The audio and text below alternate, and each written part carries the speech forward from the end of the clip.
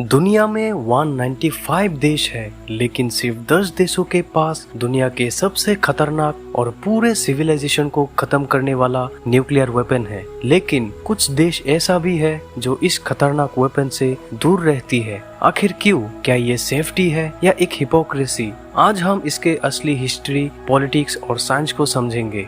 नमस्कार दोस्तों, स्वागत है आप सभी को हमारे एक और नए वीडियो में। दोस्तों, पहले ये समझना जरूरी है कि न्यूक्लियर वेपन असल में है क्या। नॉर्मल बॉम्ब और न्यूक्लियर बॉम्ब में फर्क क्या है? नॉर्मल बॉम्ब में टीएनटी या गन पाउडर जैसे केमिकल यूज होते हैं जो एक छोटे एरिया में ही ब्लास्ट करते हैं, लेकिन न्यूक्लियर बॉम्ब में एनर्जी आती है एटम के कोर से, यानी एटम के न्यूक्लियस से। इसी वजह से इनकी पावर हजारों या लाखों गुना ज्यादा होते हैं और ये पूरे दुनिया को खत्म करने की ताकत रखती है। ये खतरनाक बॉम्ब असल में दो टाइप के होते हैं, पहला न्यूक्लियर बॉम्ब और दूसरा हाइड्रोजन बॉम्ब। न्यूक्लियर बॉम्ब में यूरेनियम या प्लूटोनियम जैसे हैवी एटम को तोड़ा जाता है और अंदर ही एक बहुत तेजी से एक चेन रिएक्शन शुरू होते हैं।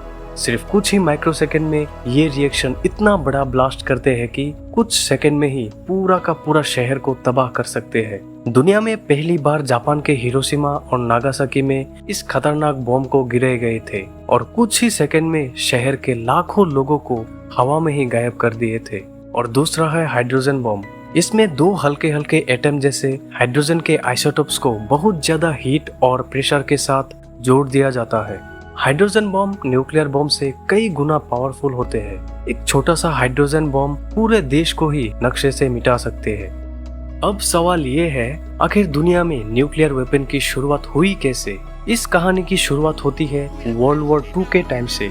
साल 1945 वर्ल्ड वॉर खत्म होने के बाद लोग आम जिंदगी जी रहे थे, सब कुछ नॉर्मल चल रहा था। लेकिन अमेरिका एक सीक्रेट प्रोजेक्ट पर काम कर रहा था। इस प्रोजेक्ट का नाम था मैनहट्टन प्रोजेक्ट। हजारों साइंटिस्ट और बिलियंस ऑफ डॉलर्स के इस प्रोजेक्ट का सिर्फ एक ही मकसद था, दुनिया का पहला न्यूक्लियर बॉम्ब बनाना।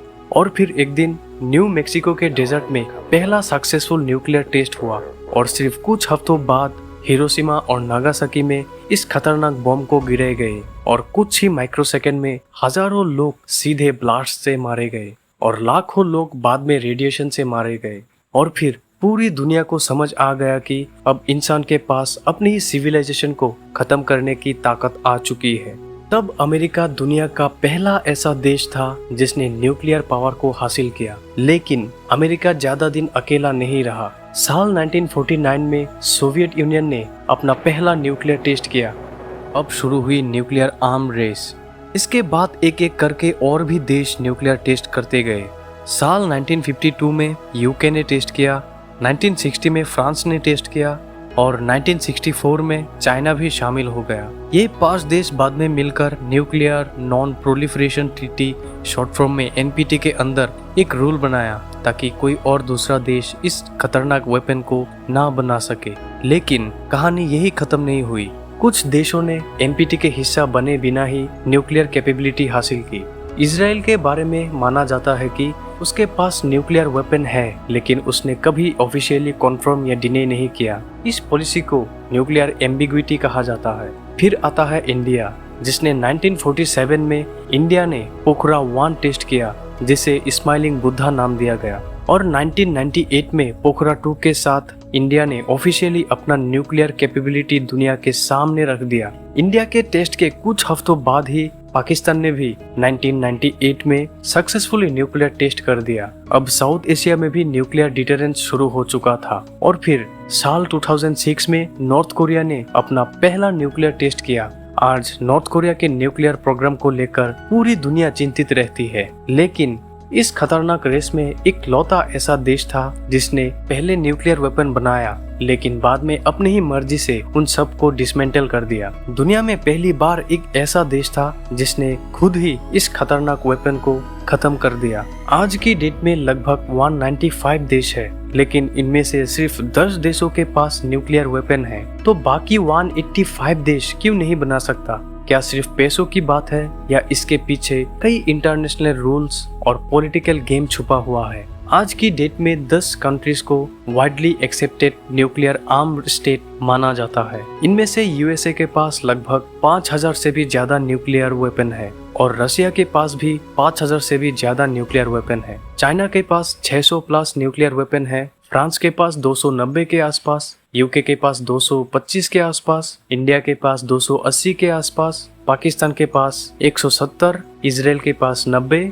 सिर्फ अमेरिका और रशिया के पास ही दुनिया के लगभग 95% न्यूक्लियर वेपन है। अब सवाल ये है, सिर्फ इन कंट्रीज ने ही क्यों न्यूक्लियर वेपन बनाए? इसके कई रीजन थे। सबसे बड़ा और पहला रीजन है नेशनल सिक्योरिटी। इंडिया और पाकिस्तान के बीच दिन ब दिन तनाव बढ़ते गए। इजराइल अपने चारों तरफ दुश्मन देशों से घेरे हुए है। इन कंट्रीज के लिए न्यूक्लियर वेपन एक इंश्योरेंस पॉलिसी की तरह है जो हर तरफ से प्रोटेक्ट करती है। Reason number 2, global power. Nuclear weapon सिर्फ मिलिट्री स्ट्रेंथ ही नहीं, ये पॉलिटिकल पावर भी है। जिस कंट्री के पास न्यूक्लियर वेपन है उसकी इंटरनेशनल नेगोशिएशन में इम्पोर्टेंट बढ़ जाती है। इसीलिए कई कंट्रीज इसे ग्लोबल इन्फ्लुएंस का सिंबल भी मानती है। अब एक बड़ा सवाल, बाकी 185 कंट्रीज इस खतरनाक वेपन को क्यों नहीं बना सकती? पहला रीजन एनपीटी।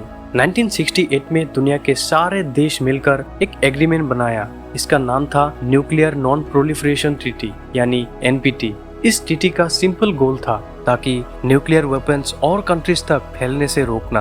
आज लगभग पूरी दुनिया ने इस ट्रीटी को साइन किया है और वो प्रॉमिस करती है कि न्यूक्लियर वेपन डेवलप नहीं करेगी। दूसरा रीजन, बहुत महंगा प्रोजेक्ट। एक न्यूक्लियर प्रोग्राम चलाना बहुत एक्सपेंसिव होता है। सिर्फ बॉम्ब बनाना ही काफी नहीं होता, इसके लिए चाहिए advance scientist, huge industries, high and laboratories, missile technology, satellite system और बहुत बड़ा बजट। हर कंट्री के पास ये कैपेबिलिटी नहीं होती। अगर कोई कंट्री सीक्रेटली न्यूक्लियर प्रोग्राम को शुरू करे तो उस पर इकोनॉमिक सैंक्शन लग सकते हैं, ट्रेड बंद हो सकते हैं, फॉरेन इन्वेस्टमेंट रुक सकते हैं और इंपोर्ट एक्सपोर्ट्स बंद हो सकते हैं। ईरान इसका एक फेमस एग्जांपल है, जहां न्यूक्लियर प्रोग्राम को लेकर कई सालों तक इंटरनेशनल सैंक्शंस और डिप्लोमेटिक प्रेशर देखने को मिला।